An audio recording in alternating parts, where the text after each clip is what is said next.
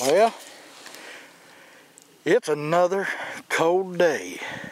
Well, I should say it's the first cold day.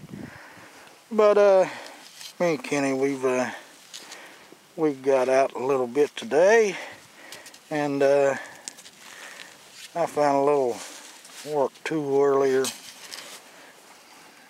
Didn't film it, but Kenny's got a real nice looking little thing right down here. Come on, I got so many clothes on, I don't want to bend over any further. One little, yeah, that's where he worked. Up there near the tip, even got a base to it. I mean, that thing's thin. I'm daggone. Nice piece, buddy. Good job. Well, it's been a while. I'm talking, we've been out here for over a couple hours. But hopefully this will get us started. All right.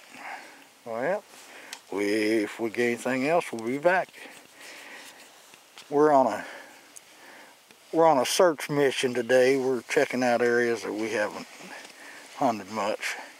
But we'll leave that where she lays. All right. See ya.